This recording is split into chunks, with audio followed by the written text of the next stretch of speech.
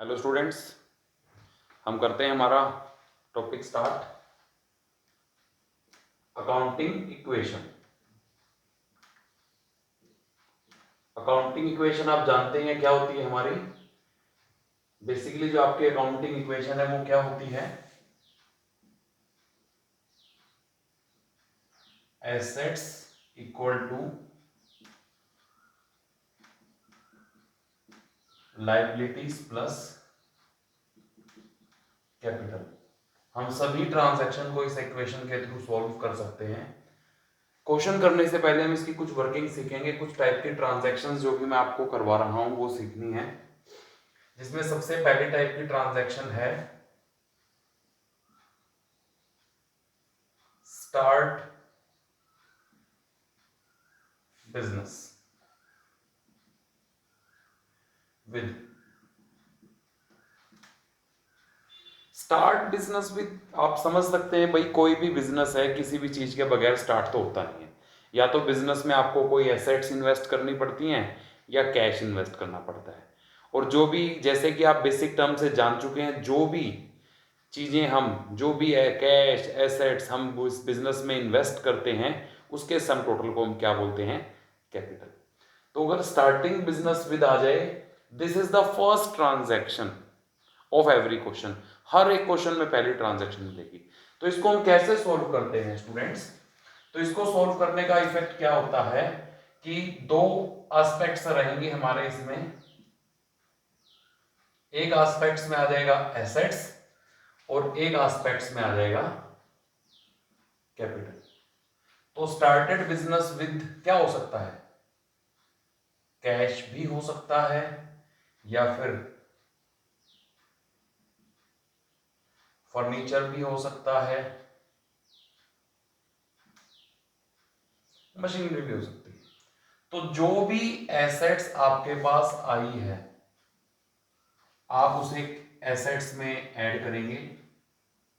Like cash आया है,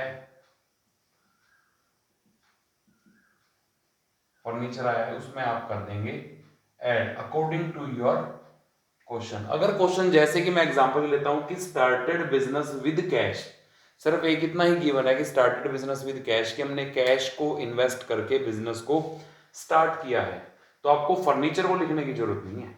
और दूसरा, अब जो भी बिजनेस में इन्वेस्ट करते हैं वो क्या होता है? हमारी कैपिटल। तो वो कैपिटल में भी ऐड होगा। तो स्टूडेंट इससे सीखेंगे, इससे सीखी है हमने एक हमारी सबसे पहली ट्रांजैक्शन। अगर किसी भी क्वेश्चन में ट्रांजैक्शंस आपको मिल जाए, क्या? स्टार्टेड बिजनेस विद कैश, तो आपको क्या करना है उसके सॉल्यूशन में?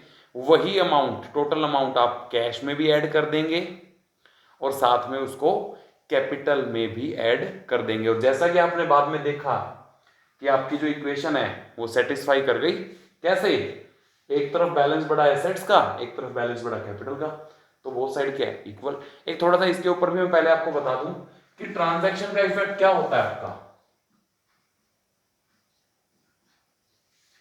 या तो दोनों साइड क्या हो जाती हैं, मतलब यहां पर भी प्लस होगा,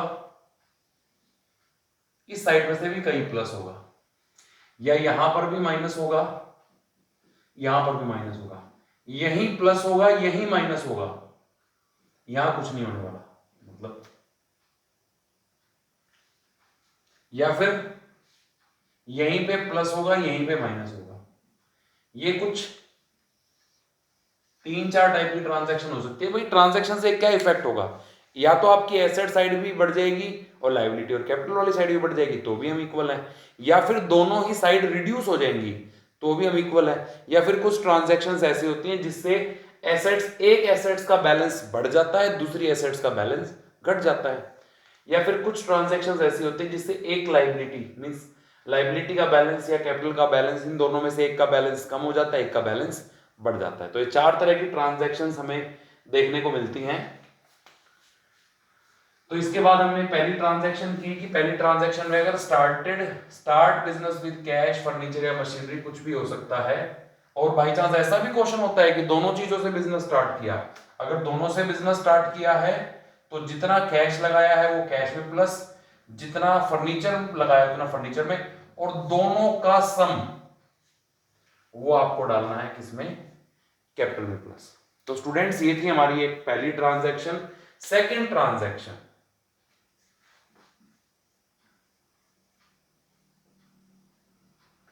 परचेज ऑफ गुड्स या फिर कोई एसेट्स। आप गुड्स भी परचेज कर सकते हो, एसेट्स भी परचेज कर सकते हो, और साथ में एक और चीज भी आती है। अब आपने कोई भी चीज, जो भी चीज परचेज की है, तो एसेट्स में अगर आपने गुड्स परचेज की हैं तो गुड्स का बैलेंस बढ़ेगा। अगर आपने कोई एसेट्स लाइक फर्नीचर परचेज किया है तो फर्नीचर का बैलेंस बढ़ेगा। भाई गुड्स परचेज किए हैं, गुड्स का बैलेंस बढ़ेगा, फर्नीचर परचेज किए हैं, फर्नीचर बैलेंस बढ़ेगा। ये तो कौन सा है, एक ट्रांजैक्शन तो ये हो गई। सेकंड क्या होगा, सेकंड डिपेंड कर सकता है कैश और क्रेडिट पे, कि आपने जो ट्रांजैक्शन की है कि वो आपने कैश में खरीदा है इसे या क्रेडिट पे।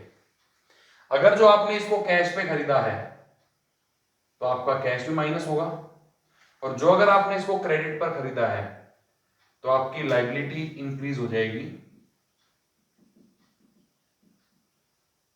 उसका क्या नाम है, क्रेडिटर्स।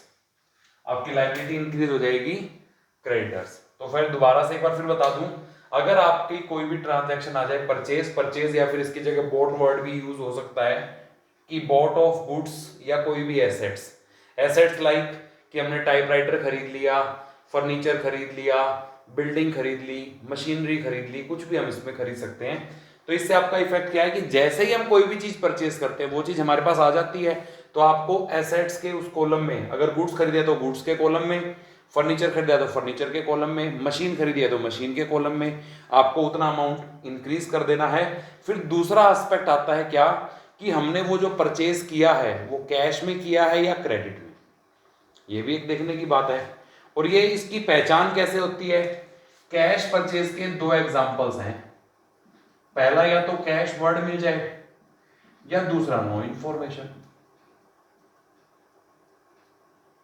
नो इन्फॉर्मेशन का मतलब है बोल दिया purchase goods, purchase furniture, purchase typewriter, बताया ही नहीं क्लियर कि उसको कैश में परचेज किया है या क्रेडिट में, तो उस केस में हम इसे कैश परचेज ही मानते हैं। और क्रेडिट के केस में कैसे मानोगे, या तो क्रेडिट बोल दे डायरेक्टली कि बॉट या परचेज गुड्स ऑन क्रेडिट तो भी क्रेडिट है, या फिर किसी पर्सन का नाम आ जाए, किसी पर्सन का नाम आ जाए, जैसे purchase from Ram, goods purchase from Shyam, तो हम उसको क्या मानेंगे बेटा जी, क्रेडिट परचेज। कैश वर्ड या नो इन्फॉर्मेशन हो तो कैश, क्रेडिट वर्ड या नाम गिवन हो तो उसको क्या मान लेते हैं हम, क्रेडिट ट्रांजैक्शन। तो मैंने भी दो ट्रांजैक्शंस यहाँ पर बोर्ड पे आपकी मेंशन है। बोर्ड साफ करने से, इरेज करने से पहले मैं आपको फिर दोबारा बता दूं कि मैं ये सिखा रहा हूं आपको टाइप ऑफ ट्रांजैक्शंस, जो कि हमें किस में करनी है, अकाउंटिंग इक्वेशन में। इक्वेशन क्या है हमारी, assets equal to liability plus capital. कितने टाइप की ट्रांजैक्शंस का इफेक्ट, ट्रांजैक्शंस इफेक्ट कितना हो सकता है, या तो किसी ट्रांजैक्शन से दोनों साइड का बैलेंस बढ़ सकता है तो भी वो इक्वल ही रहेंगे, दोनों साइड का बैलेंस घट सकता है तो भी वो इक्वल रहेंगे, या किसी एक साइड का ही बैलेंस माइनस और प्लस हो जाएगा। मींस कोई एक एसेट्स कम हो गई, कोई एक एसेट्स बढ़ गई, या फिर कोई लायबिलिटी या कैपिटल में से एक चीज घट गई, एक चीज बढ़ गई। इस चार तरह के इफेक्ट की ट्रांजैक्शंस आपको मिल सकती हैं। तो सबसे पहली ट्रांजैक्शन मैंने ली, स्टार्ट बिजनेस विद। अब विद में कुछ भी आ सकता है, कैश, फर्नीचर, मशीनरी। मोस्टली में आपको कैश ही मिलेगा, बाकी किसी किसी क्वेश्चन में फर्नीचर या मशीनरी भी मिल सकती है। तो आपको इसको कैसे इफेक्ट करोगे, दो जगह आपको इसका इफेक्ट दिखाना है। एक तो वही अमाउंट, जितना अमाउंट आपने बिजनेस में इन्वेस्ट किया वो अगर कैश किया है तो कैश में प्लस, फर्नीचर है तो फर्नीचर में प्लस, और उतना ही अमाउंट जितना भी सम टोटल जो इसका है वो आपको कैपिटल में भी प्लस करना पड़ेगा, तभी ये वाली ट्रांजैक्शन इसका एग्जाम्पल इक्वल हो जाएगी। फिर मैंने सेकंड ट्रांजैक्शन सिर्फ परचेज की, कि अगर हम कोई भी चीज खरीदते हैं, जैसे कि आप खुद सोचो कि आप बाजार जा रहे हो, आप बाजार से कोई भी सामान खरीदते हो, तो वो सामान कितनी टाइप से खरीद सकते हो, दो तरीके से, या तो आप उसके पैसे कैश दे आओगे या आप वहां पर उसको उधार कर लोगे, बाद में दे दूंगा। तो उस केस में, दोनों केसों में एक चीज तो कॉमन है कि जैसे ही मान लो आपने खरीदा है एक टीवी, एक एलईडी टीवी खरीदा है, ठीक है, तो तो एलईडी टीवी खरीदा है तो आपके पास एलईडी टीवी तो आ गया, उसका बैलेंस तो आपको एसेट्स में बढ़ाना ही बढ़ाना है। एसेट्स में एक अलग से नाम लिखना पड़ेगा एलईडी टीवी, उसका बैलेंस तो इंक्रीज करना ही करना है। फिर बात आती है दूसरी कि उस दुकानदार को आपने पैसे दिए हैं या नहीं दिए। अगर पैसे दे दिए हैं तो आप कैश को माइनस कर दोगे, अगर पैसे दे दिए हैं तो कैश को माइनस कर दोगे। लेकिन आपके दुकानदार तो आपके जानकार था, वो आपके जानने वाला था और आपने कहा कि नहीं मैं अभी नहीं पैसे दे रहा, मैं इसके पैसे 1 महीने के बाद दूंगा, तो 1 महीने तक आपकी लाइबिलिटी अराइज होगी। तो उस एंट्री को आपको रिकॉर्ड करना है कहां पर, लाइबिलिटी में एक नया नाम ओपन कर देंगे हम और उसका नाम है क्रेडिटर्स। तो ये था स्टूडेंट्स हमारा परचेज ऑफ गुड्स। इसके बाद हम बात करते हैं हमारी किस चीज की, थर्ड ट्रांजैक्शन की। थर्ड ट्रांजैक्शन ले रहे हैं स्टूडेंट्स हम एक्सपेंसेस की। थर्ड ट्रांजैक्शन किसकी ले रहे हैं हम, एक्सपेंसेस। एक्सपेंसेस बेसिक टर्म में मैंने सिखा रखा है, एक्सपेंसेस होते हैं हमारे खर्चे। भाई जो भी हम गुड्स और सर्विस प्रोवाइड कर रहे हैं, बिजनेस चला रहे हैं, उसमें बहुत सारे खर्चे होते हैं। तो उसमें हम उसके केस में हम कैसे एंट्री करेंगे, एक्सपेंसेस पेड। एक्सपेंसेस पेड में बहुत सिंपल है, एक तो आपको कैश को माइनस करना है क्योंकि आप पे कर रहे हो, पैसा जा रहा है, और दूसरा आपको वही अमाउंट किसमें से माइनस करना है, कैपिटल में से।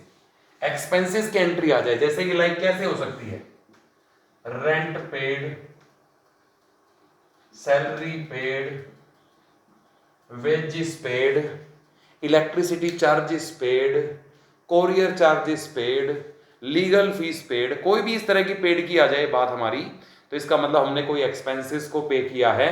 तो एक्सपेंसेस पेड की एंट्री स्टूडेंट्स आपको क्या करना होता है, वन साइडेड वो कैश में से माइनस करना है बिकॉज बिजनेस से पैसा चला गया, और सेकेंडली आपको कैपिटल में से माइनस करना पड़ता है। एक्सपेंस के केस में कैपिटल को भी रिड्यूस किया जाता है। अब इसका एक अपोजिट,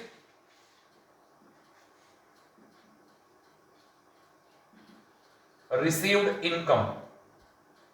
इनकम कौन सी मिल सकती है हमें, कमीशन रिसीव्ड, रेंट रिसीव्ड। अब देखो बहुत सारे बच्चे कंफ्यूज हो जाएंगे कि सर आपने रेंट यहां पर भी लिख दिया, रेंट यहां पर भी लिख दिया, हम कैसे समझाएंगे कि वो इनकम है या एक्सपेंस है। बहुत सिंपल, अगर आपको बोल रखा है कि रेंट पेड तो इसका मतलब वो एक्सपेंस है, और आपको बोल रखा है रेंट रिसीव्ड इसका मतलब वो इनकम है। इनकम के केस में ट्रीटमेंट क्या होगा, बिल्कुल इसका अपोजिट, कैश में भी उतना अमाउंट प्लस होगा और कैपिटल में भी उतना अमाउंट आपका क्या होगा बच्चों, प्लस। इनकम के केस में दोनों ही साइडों में जो अमाउंट है वो क्या हो जाएगा बेटा जी, प्लस। तो हमारी थर्ड ट्रांजैक्शन थी, थर्ड टाइप था एक्सपेंस पेड की। एक्सपेंस पेड के केस में कैश और कैपिटल दोनों ही रिड्यूस होते हैं। इनकम रिसीव्ड के केस में दोनों ही कैश और कैपिटल दोनों ही क्या होते हैं, हमारे इंक्रीज होते हैं, उनको हम प्लस कर देते हैं। अब हमारी आज की लास्ट ट्रांजैक्शन जो सीखनी है, बहुत ही इंपॉर्टेंट ट्रांजैक्शन, वो है बच्चों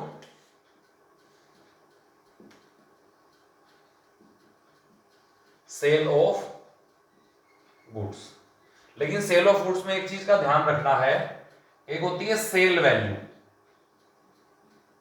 सेल वैल्यू किसके बराबर होती है, cost of goods plus profit. जो सेल वैल्यू होती है वो किसके इक्वल होती है, cost of goods plus profit. तो इसमें ट्रीटमेंट कैसे करना होता है हमें, तो एक चीज है आप गुड्स को बेच रहे हो, तो एक तो आपको काम क्या करना है कि गुड्स में से माइनस करना है। लेकिन क्या माइनस करोगे बेटा जी, आपको गुड्स में से कॉस्ट को माइनस करना है, पहला ट्रीटमेंट। सेकेंडली ट्रीटमेंट, जो आपका प्रॉफिट है आपको उसे कैपिटल में ऐड करना है। कैपिटल में क्या ऐड करना है आपको, प्रॉफिट। कैपिटल में प्रॉफिट को ऐड करना है। अब तीसरी बात आती है, अब ये देखो कॉस्ट को दिखा दिया मैंने कहां ट्रीट करना है, गुड्स में। प्रॉफिट को दिखा दिया कहां ट्रीट करना है, कैपिटल में। फिर आती है सेल वैल्यू। भाई सेल वैल्यू को कहां दिखाएंगे, अब सेल वैल्यू में वही चीज है, ऑप्शन आ जाता है कि आपने कैश में गुड्स बेची हैं या क्रेडिट पर बेची है। कैश में बेची है तो कैश में सेल वैल्यू प्लस करनी है बेटा जी, ना तो कॉस्ट ना प्रॉफिट, सेल वैल्यू। और अगर क्रेडिट पर आपने उसको सेल किया है तो आपको डेटर्स की वैल्यू को बढ़ाना है। एग्जाम्पल से मैं समझाता हूं, जैसे कि आपको बोल रखा था गुड्स कॉस्टिंग ₹10,000 सोल्ड फॉर ₹12,000। अब देखो इसमें दे रखा है एग्जाम्पल पे, एग्जाम्पल ले लिया हमने इसका कि गुड्स थी जिनकी कॉस्ट 10,000 थी, उन्हें हमने 12,000 में बेच दिया। तो बेटा जी कॉस्ट तो 10,000 थी और सेल वैल्यू बेच कितने में रहे? 12,000। इसका मतलब 10,000 की चीज को 12,000 में बेचेंगे तो हमें क्या हो रहा है? 2,000 रुपए का प्रॉफिट। तो आपको करना क्या है कि गुड्स में से तो माइनस करनी है कॉस्ट 10,000, कैपिटल में ऐड करना है सिर्फ प्रॉफिट 2,000, और बचता है क्या? Sale value 12,000। अगर जो आपने ये गुड्स कैश में बेची हैं, अगर आपने गुड्स कैश में बेची हैं तो ये 12,000 कैश में ऐड होगा, और अगर आपने ये गुड्स क्रेडिट पर बेची हैं तो आपका 12,000 डेटर्स में ऐड होगा। और ये कैश और क्रेडिट का खेल कैसे समझेंगे?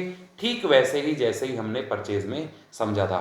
कैश मेंशन हो या कुछ भी नहीं बोल रखा, सिर्फ बोल रखा सोल्ड गुड्स, तो आप कैश ट्रांजैक्शन समझोगे।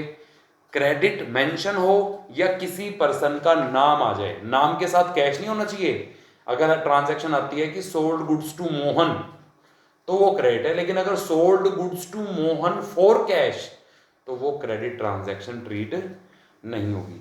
तो स्टूडेंट्स ये 5 तरह की ट्रांजैक्शंस के ही आपको आज क्वेश्चंस करके देखने हैं।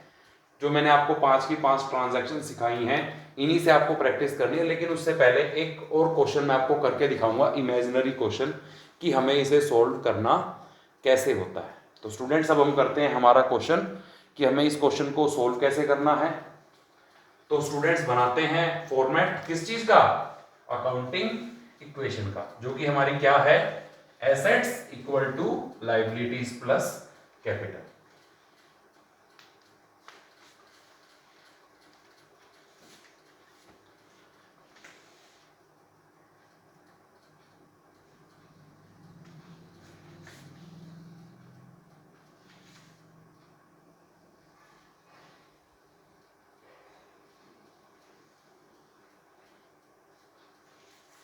पहला कॉलम स्टूडेंट्स इसमें बनता है हमारा किसके लिए? Serial number. दूसरा बनता है हमारा किसके लिए? ट्रांजैक्शंस। और बाद में जो कॉलम है ये हमारी इक्वेशन के लिए है, जो कि क्या है हमारी equation? Assets equal two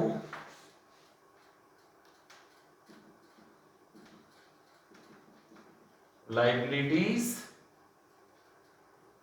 plus capital. अब इनके कुछ सब पार्ट्स भी हमें यहां लेने होते हैं, और ये आपका एज इट इज यही नाम आपको इस फॉर्मेट के ऊपर लिखना है, अकाउंटिंग इक्वेशन। और स्टूडेंट्स इस चीज का ध्यान रहे, आपको ये कॉपी पे इस साइड से इस तरीके से आप इसको नहीं बना पाओगे, इसको आपको कॉपी को हॉरिजेंटली शेप में करके तो ही आप इस फॉर्मेट को बना पाओगे, अदरवाइज आपके कॉलम बहुत ज्यादा कंजस्टेड हो जाएंगे और जिससे आपका उसमें अमाउंट है वो क्लियर दिखाई नहीं देगा। अब हमें कुछ सब पार्ट्स हैं इनके जो लेने होते हैं, जो most common parts cash, goods, debtors और कोई एसेट्स। मोस्टली क्वेश्चन में फर्नीचर गिवन होता है, और लायबिलिटी का सब पार्ट है हमारा क्रेडिटर्स, और कैपिटल का सब पार्ट कैपिटल ही होता है। तो स्टूडेंट्स जो ट्रांजैक्शंस के तौर पर मैंने पहले ही कुछ नाम पहले से लिख लिए जो कॉमनली हर एक क्वेश्चन में आते हैं। एसेट्स में कैश, गुड्स, डेटर्स, फर्नीचर, और लायबिलिटी में क्रेडिटर्स, और कैपिटल का सब पार्ट क्या होता है? कैपिटल ही होता है। तो स्टूडेंट्स करते हैं हम स्टार्ट हमारा अकाउंटिंग इक्वेशन। जो मैंने 5 टाइप की ट्रांजैक्शंस आपको सिखाई हैं, मैं उन सभी को एग्जाम्पल में लेकर के एग्जाम्पल की फॉर्म में आपको करवा रहा हूं। तो स्टूडेंट्स हम सबसे पहली ट्रांजैक्शन हम यहां पर लेंगे। आप आपके उसके लिए सुविधा के लिए मैं यहां पर लिख भी देता हूं। फर्स्ट ट्रांजैक्शन में होगा स्टार्टेड बिजनेस विद कैश ₹50,000। तो पहली ट्रांजैक्शन हमने ले ली, started business with cash ₹50,000। Second transaction हम लेंगे purchased furniture for ₹10,000। Third transaction में स्टूडेंट्स हम लेंगे purchase goods on cash ₹15,000। Fourth transaction में स्टूडेंट्स हम लेंगे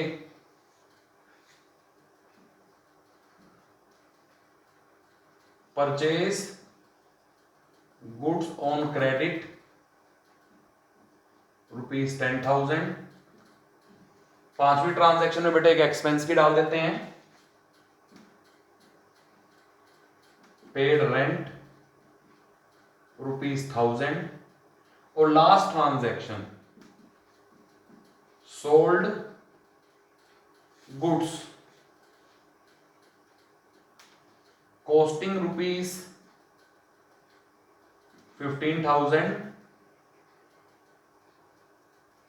एट 10% प्रॉफिट।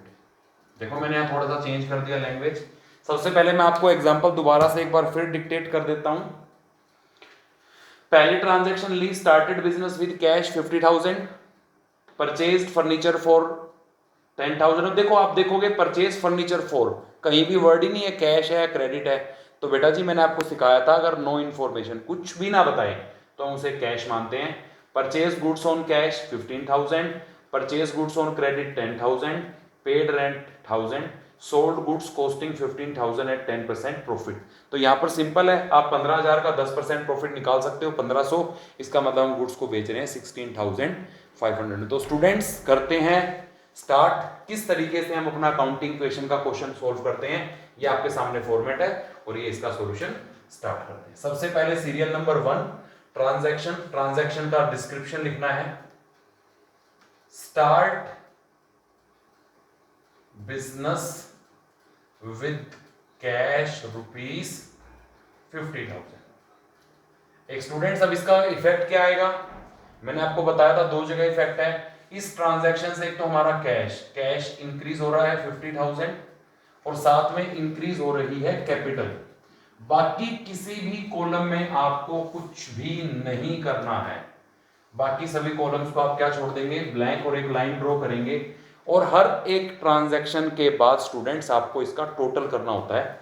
कैसे करेंगे टोटल, कैश का बैलेंस बचा है as it is 50 plus goods का बैलेंस हमारे पास नहीं है, प्लस डेटर का बैलेंस हमारे पास 0 है, फर्नीचर का बैलेंस 0 है, क्रेडिटर का बैलेंस 0 है और कैपिटल का बैलेंस 50,000 है। इस तरीके से स्टूडेंट्स हमने करी है एक ट्रांजैक्शन पूरी। मैं दोबारा से बता दूं, पहली ट्रांजैक्शन थी started business with cash 50,000, cash बढ़ गया 50,000, कैपिटल बढ़ गया, और हर ट्रांजैक्शन के बाद आपको टोटल करना है जैसे कि मैंने इस तरह से इसको किया है। फिर हम स्टार्ट करते हैं हमारी second transaction.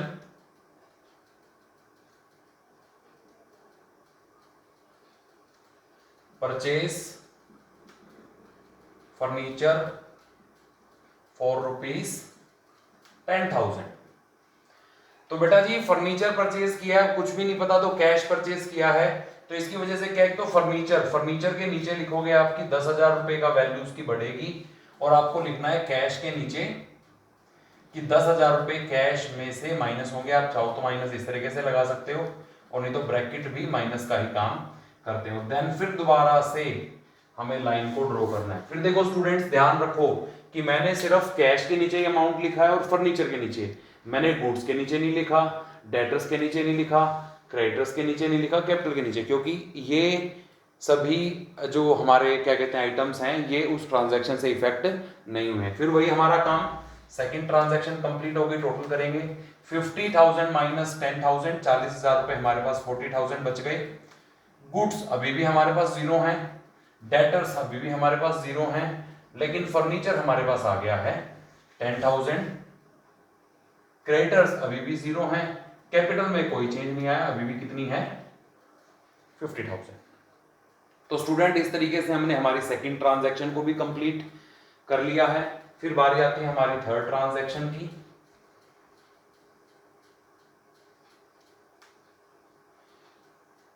Purchase goods for ₹15,000। 15,000 रुपए गुड्स परचेज किए हैं कैश में, तो अगेन कैश फिर दोबारा से कम हो गया 15,000 से, और अब इस बार पैसे किस में आ जाएंगे, गुड्स के नीचे लिखने हैं।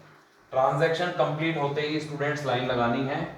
बाकी जो चीज इफेक्ट नहीं हुई, जैसे डेटर में कोई चेंज नहीं है, इफेक्ट नहीं हुआ इस ट्रांजैक्शन से, फर्नीचर पे कोई इफेक्ट नहीं हुआ, क्रेडिटर पे कोई इफेक्ट नहीं हुआ, कैपिटल तो उनके सामने कुछ भी नहीं लिखना है, ध्यान रहे। तो हमारा अब कैश कितना बच जाएगा, 25,000। गुड्स कितने की हो जाएंगी हमारे पास, 15,000। डेटर्स अभी भी 0, फर्नीचर 10,000, क्रेडिटर्स अभी भी 0, और कैपिटल 50,000। तो स्टूडेंट्स हम स्टार्ट करते हैं हमारी। अब देखो आप चेक कहीं भी चेक कर सकते हो कि ये हमारी इक्वेशन इक्वल है या नहीं है, करते हैं चेक। 25 प्लस 15 40 प्लस 10 50, और इधर का टोटल भी कितना है 50। Four transaction, purchase goods on credit rupees, credit पर कितने गुड्स खरीदे हैं 10,000। अब देखो इस ट्रांजैक्शन में गुड्स तो हमारे पास आए हैं, लेकिन अब कैश नहीं जाएगा, लेकिन हमारी क्या राइज हो जाएगी, क्रेडिट परचेज से। ये चीज ध्यान रखें, मैं यहां लिख रहा हूं, क्रेडिट परचेज करने से हमारी लायबिलिटी बढ़ती है, और क्रेडिट सेल्स करने से हमारी ये वाली एसेट्स डेटर्स अराइज होती है। तो 10,000 के गुड्स भी बढ़ गए, और 10,000 से हमारी लायबिलिटी भी इंक्रीज हो गई। बाकी हमने कुछ भी चेंज नहीं करना है स्टूडेंट्स। तो वही ट्रांजैक्शन कंप्लीट, तो हम करेंगे इसका टोटल। कैश कुछ चेंज नहीं आया, सेम 25,000। गुड्स परचेज करी है, अब गुड्स हो गई हमारे पास कितनी 25,000। डेटर्स अभी भी 0, फर्नीचर सेम 10,000, क्रेडिटर ये भी 10,000, और कैपिटल 50,000। अब इसके बाद भी आप चेक कर सकते हो, 25 प्लस 25 50 प्लस 10 60, इस साइड का टोटल 60 है, और 50 और 10 60, वहां का टोटल भी कितना है बेटा जी 60। अब हम करते हैं अपनी फिफ्थ ट्रांजैक्शन, पेड रेंट ₹1000। हमने 1,000 रुपए का रेंट पे कर दिया। अब 1,000 रुपए के रेंट में मैंने बताया था एक्सपेंस के केस में दो ही चीजों में इफेक्ट आता है, cash minus and capital minus.